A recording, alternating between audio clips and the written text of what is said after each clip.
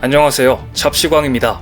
지난 2018년 세계 최고의 첨단 기술을 선보이는 CES 컨퍼런스에서 도요타 자동차의 아키오 회장은 이런 말을 했습니다. 제 세대에 도요타는 자동차 회사에서 모빌리티 회사로 변신할 것입니다. 그러면서 2020년 도쿄 올림픽 때 자율주행 셔틀 기반의 이동 서비스 플랫폼인 이팔레트가 도쿄의 선수촌 안을 누빌 것이라고 공언했습니다. 아키오 회장은 이팔레트가 사람을 이동시키는 역할만 하는 게 아니라 이동형 병원이나 상점이 될 수도 있다고 말했습니다. 예를 들면 피자를 먹고 싶으면 피자 가게에 가지 않아도 자율주행차 이팔레트를 불러라. 그럼 피자를 파는 이팔레트가 우리 집 앞에 와서 피자를 팔고 갈 거다. 이런 이야기였습니다. 하지만 막상 뚜껑을 열어보니 이것은 허황된 꿈이었습니다. 도요타는 당초 예상과는 달리 선수촌 내에서 짧고 단조로운 코스를 오가는 이팔레트 20대를 투입했습니다. 게다가 이 차의 속도는 시속 20km에 불과합니다. 선수들 입장에서는 오히려 불편하게 느껴졌을 것 같은데요. 그런데 도요타의 야심찬 프로젝트는 급기야 대형 사고를 치고 말았습니다. 도요타의 자율주행차 이팔레트는 패럴림픽이 열리고 있는 도쿄 선수촌에서 선수와 충돌하는 최악의 사고를 일으킨 것입니다.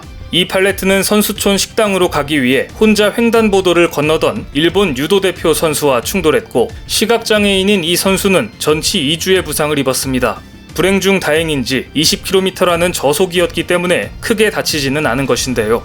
하지만 역으로 생각해보면 겨우 20km로 달리는 자율주행 자동차가 거동이 불편한 시각장애인조차 피하지 못했다는 것으로 보아 기술적으로 한참 모자란 수준인 것은 분명해 보입니다. 또한 장애인 선수를 쳤다는 것이 문제입니다. 이 부상 때문에 해당 선수는 안타깝게도 예정된 경기에 출전하지 못하고 말았습니다. 패럴림픽을 위해서 수년 동안 온 힘을 다해 훈련하고 또 훈련했을 텐데 가장 안전하다는 선수촌 안에서 그것도 일본이 자랑하는 도요타의 차량에 사고를 당하며 꿈을 접고만 것입니다. 도쿄 올림픽과 패럴림픽 주요 스폰서인 도요타 자동차는 이 사고 직후 선수촌 안에서 이팔레트 운행을 전면 중단했고 사과문을 발표해야 했습니다. 올림픽을 통해 기술력을 홍보하려다가 오히려 국제적인 망신을 자초하고 만 것인데요. 자동운전 전기차 이팔레트는 자율주행차의 총 5단계 자동운전 기술 중 아래에서 두 번째인 레벨2가 장착된 차량입니다. 레벨2는 시스템이 운전을 지원하는 단계로 안전운전 책임은 탑승한 운전자가 져야 합니다. 이번 사고 당시에는 발진, 정지 버튼 조작과 문 여닫기를 각각 담당하는 도요타 직원 2명과 승객 5명이 타고 있었는데요. 경찰이 현재 사고 경위를 조사 중이지만 어쨌든 도요타의 자율주행 기술은 아직은 한참 멀었다라는 인식을 주며 다시 한번 망신을 당하고 말았습니다. 내연기관차에서 전기차로, 전기차를 넘어 자율주행차로 세계의 자동차 회사들은 지금 누가 더 빨리, 누가 더 안전한 자율주행차를 만드느냐를 두고 치열한 경쟁을 벌이고 있습니다. 일본은 자율주행 연구에 막대한 돈을 쏟아부었지만 독자 개발은 한계에 부딪혔고 결국 막대한 투자금을 가지고 인공지능, 자율주행 등의 스타트업을 사들이고 있습니다. 기술 개발에서는 뒤처지니 미리부터 싹이 보이는 스타트업을 사들여 자율주행과 인공지능 기술을 선점하겠다는 전략을 편 것입니다. 특히 도요타의 기업 싹쓸이 쇼핑은 2016년 세계 최대 차량 호출 서비스 업체인 우버에 투자하면서 빛을 보는 듯 했습니다.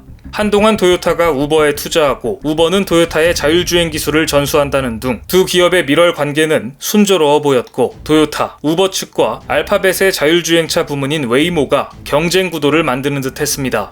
하지만 잘나가던 우버의 자율주행차가 보행자를 치어 숨지게 한 사건이 발생합니다. 애리조나주 피닉스 인근 도시에서 운전석에 운전자가 앉은 상태로 자율주행 모드로 운전하던 우버 차량이 길을 건너던 보행자를 숨지게 하는 사고가 일어난 것입니다. 이 사고로 우버와 도요타 모두 시험 운행을 중단하면서 도요타의 자율주행 시도는 좌절을 맛보게 됩니다. 그렇게 한동안 의기소침했던 도요타는 다시 공격적으로 자율주행에 돈을 쏟아붓고 있는 중입니다. 동남아의 차량 공유 업체 그랩에 투자하는가 하면 우버에 또다시 막대한 자금을 투자했고 심지어 미국 차량 공유 업체 리프트의 자율주행 사업부 인수까지 했습니다. 특히 도요타는 리프트를 인수함으로써 레벨5의 완전 자율주행 기술과 데이터를 확보했다고 홍보에 열을 올렸고 도쿄 올림픽 때 이팔레트를 선보이겠다고 야심찬 발표를 하기에 이릅니다. 그런데 도요타의 의도와는 달리 도요타의 리프트 자율주행 사업부 인수는 한국의 현대차에게 반사 이익을 안겨주었습니다. 자율주행 기술을 연구하는 기업 모셔널은 현대차와 앱티브의 합작회사입니다.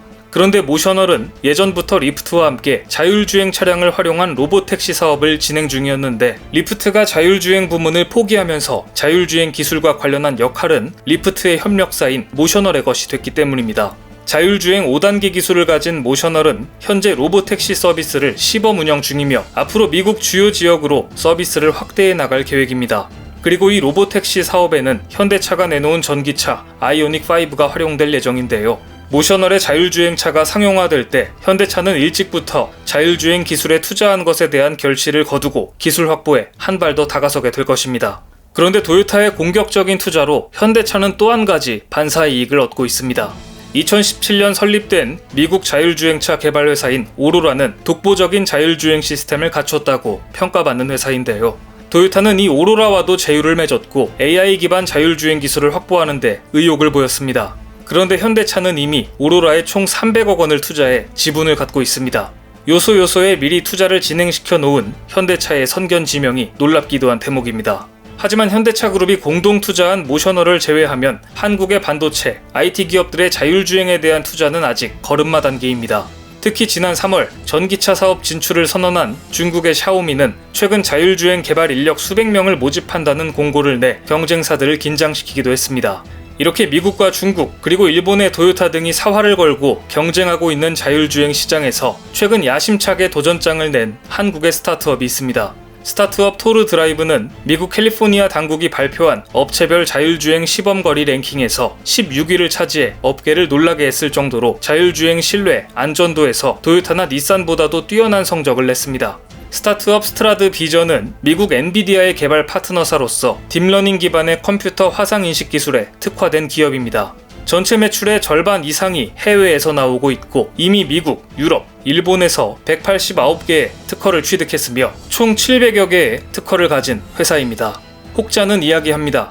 구글, GM 등이 수조 원을 쏟아붓고도 자율주행차 양산에 실패해 뚜렷한 성과를 내지 못하고 있는데 뒤늦게 한국 기업들이 뛰어들어 봐야 이길 수 있겠느냐. 그런데 패기만만한 한국 스타트업들은 이렇게 이야기합니다. 구글이나 GM이 조 단위의 막대한 자금을 쏟아붓고도 아직까지 자율주행차를 양산하지 못했다는 건 그만큼 이 기술이 현재 진행형이며 변수도 많다는 뜻이다. 이것은 곧 인간의 개입이 필요 없는 완전 자율주행이라는 꼴대에는 지구상 어떤 기업도 아직 근처에도 못 갔다는 뜻이다. 따라서 오히려 한국이 원천 기술과 서비스로 승부할 여지가 많은 분야이다.